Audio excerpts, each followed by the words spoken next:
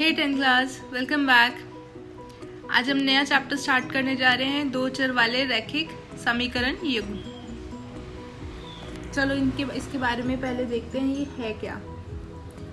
दो चर वाले यानी दो इसमें आपको वेरिएबल्स मिलेंगे x और y या फिर u और v। रैखिक मैंने आपको लास्ट चैप्टर में आपको बताया था कि जिसकी डिग्री 1 होती है यानी जिसकी घात 1 होती है। ठीक है, उस तरह की आपको उस तरह की इक्वेशंस मिलेंगी दो पेयर में। ठीक है, जैसे a1 x plus b1 y plus c1 is equals to 0। ये एक पेयर हो गया।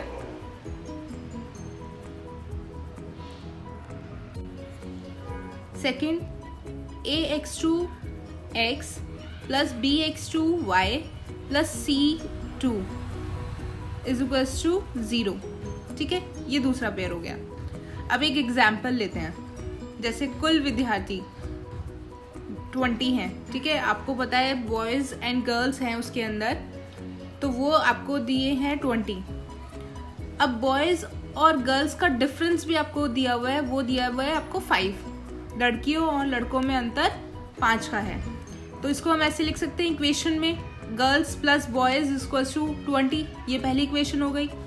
और लड़कियों और लड़कों में अंतर जो है वो 5 का है, तो ये दूसरी इक्वेशन हो गई। ठीक है, अब माना x हमने मान लिया है गर्ल्स को और बॉयज को हमने मान लिया है y, तो इसलिए इसमें हम एक्स वाई की फॉर्म में इस इक्वेशन को लिखेंगे। x plus y equals to 20। ये पहली इक्वेशन हो गई। दूसरी इक्वेशन क्या बनेगी?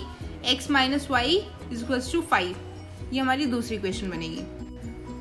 अब हम इसकी परिभाषा देखते हैं। परिभाषा क्या है? वह समीकरण जिसको ax plus by plus c is equals to 0 के रूप में रखा जा सकता है। ठीक है, एक ऐसी इक्वेशन जिसको हम इस फॉर्म में लिख सकते हैं जहां a, b और c वास्तविक संख्याएं, ठीक है, और a और b इसमें कभी भी 0 नहीं हो सकते। ठीक है, दो चर यानी x और y में एक रैखिक समीकरण कहलाता है। ठीक है, दो चरों में इनमें ये रैखिक समीकरण कहलाता है जिसकी पावर 1 होती है, जिसकी घात 1 होती है। अब हम इस इक्वेशंस को, जो हमारी दो इक्वेशंस बनती हैं, उनको हम ग्राफ पे कैसे शो करेंगे। देखो अब बेटा, उस इक्वेशन को जब हम सॉल्व करेंगे तो हमारे पास कुछ पॉइंट्स निकल के आएंगे। ठीक है, तो जब हमारे पॉइंट्स निकल के आएंगे हम उनको ग्राफ पे शो करेंगे। ग्राफ पे शो करने पे हमारे पास 3 तरह के ग्राफ बनेंगे। एक ऐसा क्रॉस में प्रतिच्छेद करती हुई रेखाएं। ठीक है, इसमें केवल एक सॉल्यूशन होता है। क्यों? क्योंकि ये एक ही पॉइंट पे एक दूसरे को कट करेगा। सेकंड, समांतर रेखाएं जो इस तरीके से पैरेलल चलेंगी। ठीक है, जो एक दूसरे को कहीं पे भी कट नहीं करेंगी, तो इसका मतलब कोई सॉल्यूशन नहीं, कोई हल नहीं। तीसरी होती है संपाती रेखाएं। संपाती रेखाएं कौन सी होती है? जो एक के ऊपर दूसरी भी इसी के ऊपर आई है, यानी एक ग्राफ ऐसे बना मान लो, तो जो दूसरे इक्वेशन की पॉइंट्स निकले हैं ना, वो भी सेम निकले हैं और वो भी इसी के ऊपर सेम ऐसी चल रही हैं, तो उसे संपाती रेखाएं कहते हैं। यानी अपरिमित रूप से उसके अनेक हल निकलते हैं। अब देखो बेटा, रैखिक समीकरण की बीजगणितीय विधि। अभी तक हमने उसको ग्राफ पे शो किया। अब इन दोनों इक्वेशंस के जो ये a1 b1 c1 और a2 b2 c2 के बीच संबंध कैसे निकालते हैं हम वो देखते हैं। देखो हमारे पास ये इक्वेशन है a1x plus b1y plus c1 is equals to 0। ऐसे a2x b2y plus c2 is equals to 0। पहली मैंने आपको बताई थी, ऐसे जो क्रॉस में ग्राफ बना था, ठीक है, एक ही पॉइंट पे जब वो क्रॉस हो रहे थे, उसे बोलते हैं प्रतिच्छेद करती हुई रेखाएं, जिसमें a1 और a2, a1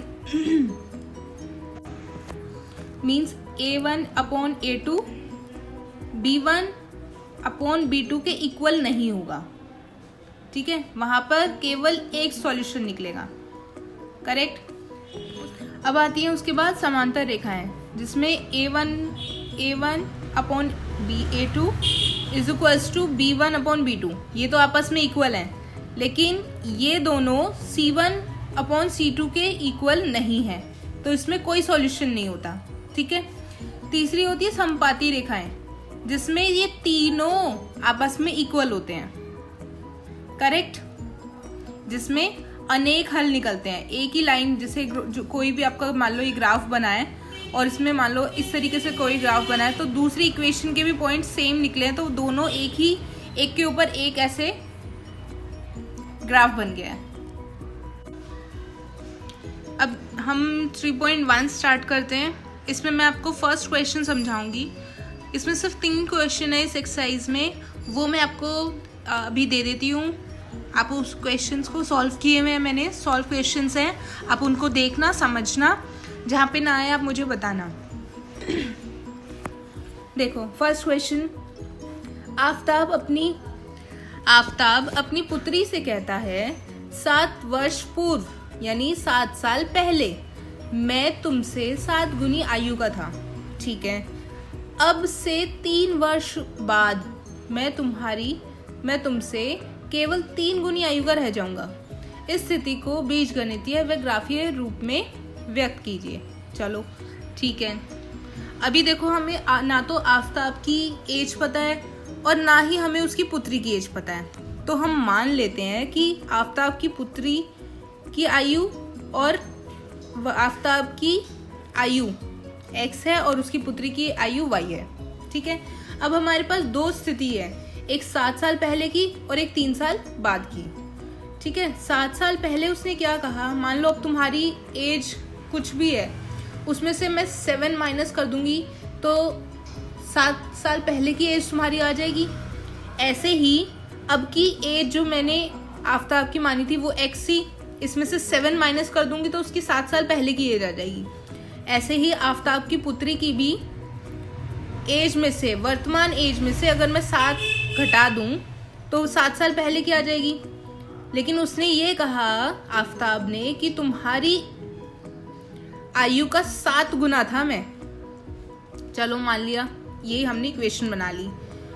दूसरी इक्वेशन में क्या कहा कि 3 साल बाद, वर्तमान की 3 साल बाद की एज में, दूसरी स्थिति में बोला कि वर्तमान की जो एज है x, उसमें 3 साल बाद, 3 साल जोड़ूंगी तो 3 साल बाद की एज आ जाएगी। ठीक है। ऐसे ही आफताब की पुत्री में 3 साल जोड़ दूंगी तो 3 साल बाद की एज आ जाएगी, तो उसकी एज का वो 3 गुना है। ये हमने इक्वेशन बना ली। ठीक है। यहाँ से मैंने इक्वेशन बना के अब इसको सॉल्व कर लिया, खोल लिया। x minus y is equals to, ये मल्टीप्लाई हो गया इससे, 7y माइनस 49। ऐसे ही इधर x plus 3 is equals to 3y plus 9। ठीक है। ये सॉल्व करके मैंने y, x और y वाली टर्म को एक साथ लिख लिया और कांस्टेंट को एक तरफ लिख लिया। x ये यहाँ पे y 7y प्लस में है तो इधर आके माइनस में आ जाएगा, minus 7y is equals to minus 42। ठीक है। ऐसे ही इसको सॉल्व किया तो यहाँ से दूसरी इक्वेशन बनी x minus 3y is equals to 6। अब देखो x की वैल्यू 0 रखने पर, x की वैल्यू 0 रखने पर हमें क्या मिला, x की जगह मैंने 0 रखा, minus 7y is equals to minus 42, minus minus cancel, y की वैल्यू आ गई 6। यहाँ पे जब मैंने x की वैल्यू 0 रखी तो सॉल्व करने पे minus 3y is equals to 6, y की वैल्यू माइनस 2 आ गई। अब x की वैल्यू 7 रखने पर, पहली इक्वेशन में x की वैल्यू 7 रखने पर, तो x की जगह मैंने रखा यहाँ पे 7, minus 7y is equals to minus 42। यहाँ से वैल्यू y की निकली 7। ठीक है। यहाँ पे x इज इक्वल्स टू 6 समीकरण 2 में रखने पर क्या आएगा, यहाँ पे हमारी वैल्यू इक्वेशन थी x minus 3y is equals to 6। तो यहाँ पे x की वैल्यू मैंने 6 रखी, 6 और 6 ये कैंसिल हो गया। ठीक है। -3y इज इक्वल्स टू 0, यानी y की वैल्यू 0 आ गई। अब यहाँ पे ये हमारे पास इक्वेशन आ गई। जब मैंने x की वैल्यू 0 रखी तो y की वैल्यू 6 आई। जब मैंने x की वैल्यू 7 रखी तो y की वैल्यू 7 आई। ऐसे ही इस वाली इक्वेशन में जब मैंने x की वैल्यू 0 रखी तो y की वैल्यू -2 आई।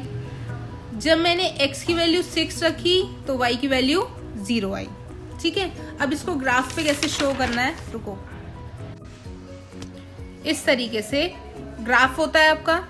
ठीक है, इधर x एक्सिस होता है, ये x1 होता है, ये y होता है, ये y1 होता है। यहाँ पे सारी पॉजिटिव वैल्यू, यहाँ पे y की पॉजिटिव वैल्यू, यहाँ पे y की नेगेटिव वैल्यू, यहाँ पे x की नेगेटिव वैल्यू। ठीक है, जो जो अब हमारे पास पॉइंट्स आए मैंने उसको यहाँ पे रख दिया और इस तरीके से मैंने ये ग्राफ बना दिया।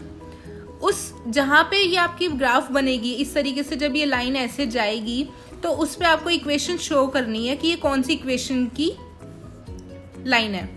ऐसी यहाँ दूसरी इक्वेशन यहाँ पे रखनी है।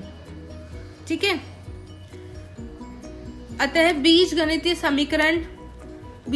समीकरण क्या बनेगा, x -7y + 42 = 0, x -3y - 6 = 0। ठीक है, इतना ही आपको इस क्वेश्चन में करना था। नेक्स्ट 2 क्वेश्चन की मैं आपको शीट दे रही हूँ, आप उस शीट को देखो, समझो, जहाँ पे डाउट आएगा तो आप मुझसे क्लियर करना। Okay, bye bye.